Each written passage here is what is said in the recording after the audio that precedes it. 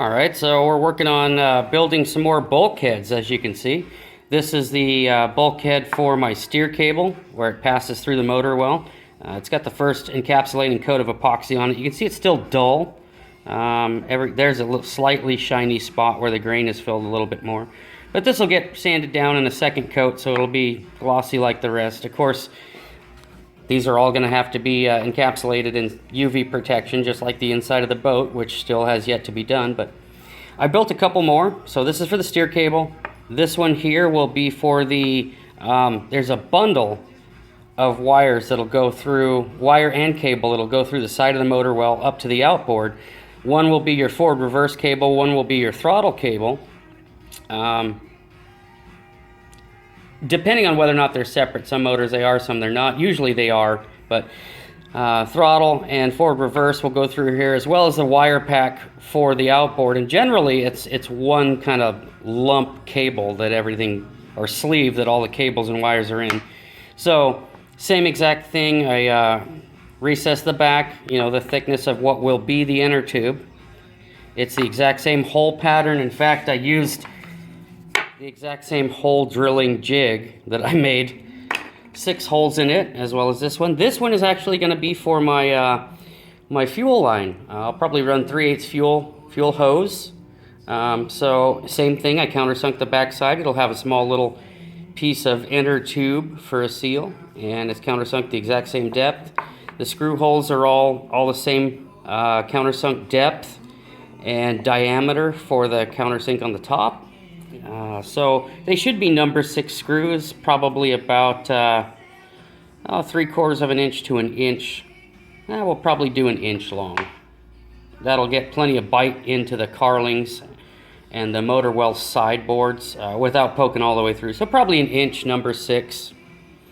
But so I spent a little time building some more bulkheads for the motor well. So, making good progress. So today I was working on making my patterns for the stainless, real thin stainless. This is the transom band. I spaced it off of the back of the transom about a 1/16 of an inch. It's spaced down about an 1/8 because my rub rail will butt into that. But I got it all fitted, got the holes all lined out. We end about an 1/8 above the bottom of the boat down there. And because the Zip has got that rounded transom, this is not a straight line. It's actually concave, believe it or not. I put my poster board up there, drew it out, put it on the table, and was kind of surprised to see that it is not, in fact, a straight line. It's concave. But so the starboard and port side are identical for the transom bands. They're exactly the same. So here's all of my scraps. And tape everywhere. I'll grab these dividers. And then I also built the patterns for what will be my stainless cutwater up the bow. I've got it all taped on. You can see where it'll end down here. But these are not the same left to right, port to starboard. The patterns are different. You can see there's a little wobble here. It's just that this isn't touching the hull all the way.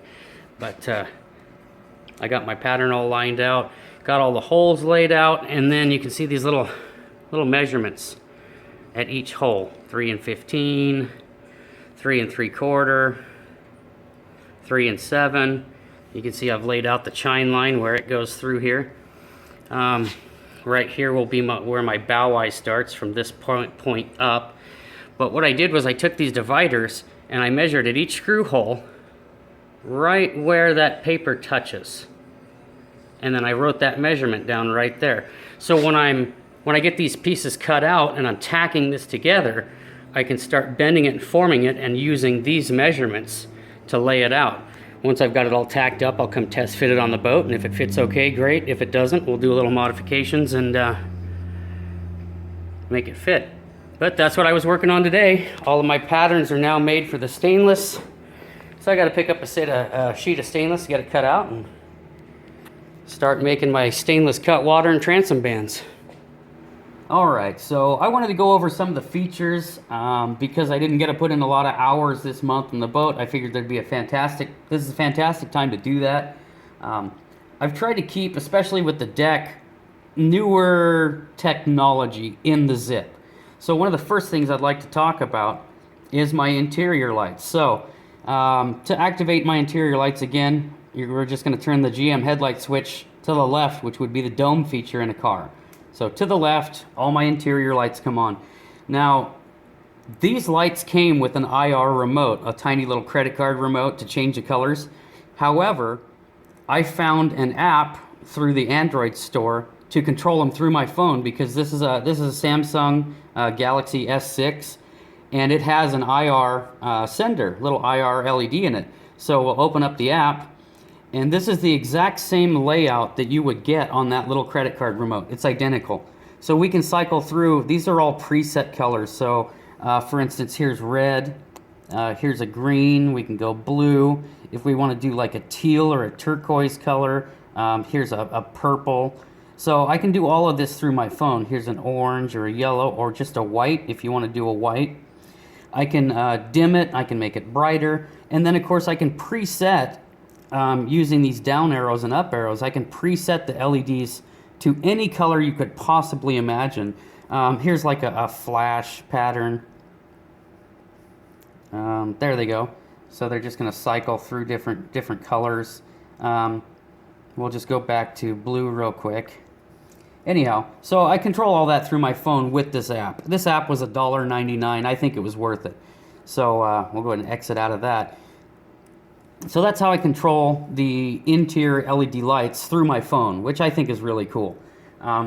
So now we'll talk about the deck and some of the features with the deck. The first thing I'm going to do, if you have an Android phone, I'm going to swipe down from the top and I'm going to bring up my little menu. I will turn on my Bluetooth and I will turn off the power saving mode. When you have it on power save mode, the Androids will shut down your Pandora if you put your phone to sleep after 30 seconds and you have to reopen it. So you turn off that Pandora or that power save mode and it won't shut down. So anyhow, right now you can see the Pioneer deck is this very bottom one. I'm going to turn on the key, which sends power to the deck, and you'll see this will get moved to the top and turn blue. There it is. There's the first connection. It'll light up, connected for call audio. Then you see it flash in a second connection. So now it's connected full time. I always wait for 2 connections.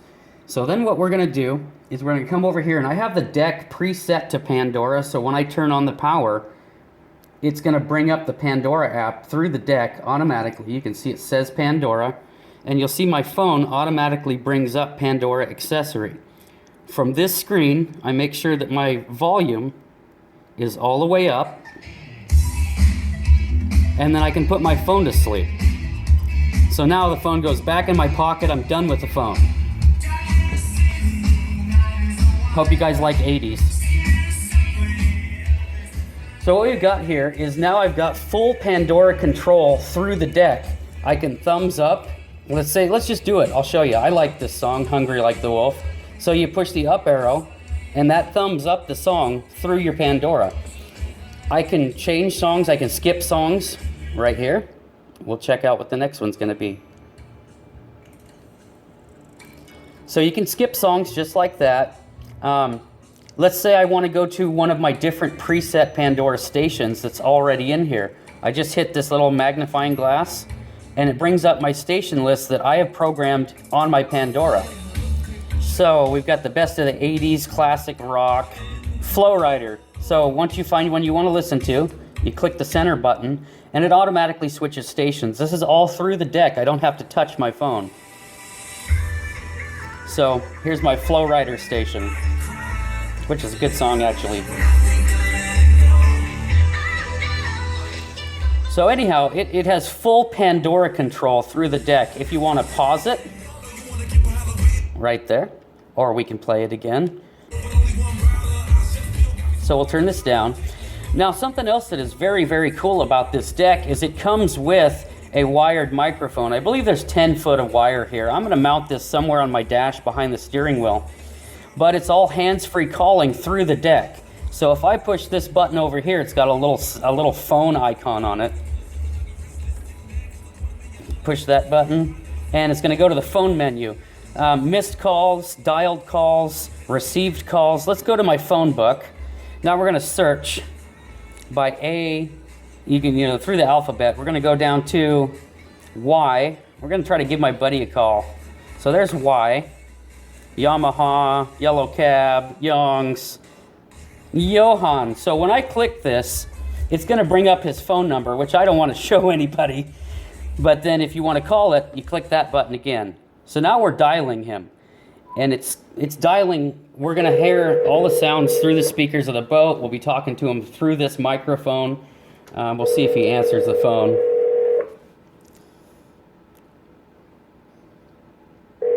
With any luck, I'll interrupt his dinner. That's my... Totally. Hey, how you doing, John? Oh, not too bad. How are you? Pretty good. This is going to be a really short call. I'm actually making a YouTube video, and you're starring in it, so say hi to YouTube. Hello, YouTube. Anyhow, I'm calling you from my boat. I just wanted you to know that. Excellent. Yeah. Anyhow, well, I'll give you a call later, and I'll explain all of this, but thanks for being a good sport. Yeah, no problem. All right, bye.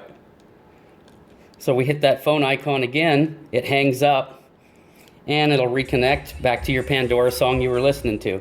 So, it's really cool. Completely hands-free calling all through the deck. I don't have to take my phone out at all to answer the phone, to make calls, to, completely control the Pandora app. Now, I believe this is also compatible for Apple iPhones, although I think Apple's crap, and I would never own one. I believe the Pandora and all that's still compatible with iPhones. I'm an Android guy, so Galaxy S6. Again, this deck, just like the LED lights on the interior of the boat, I can make them any color of the rainbow.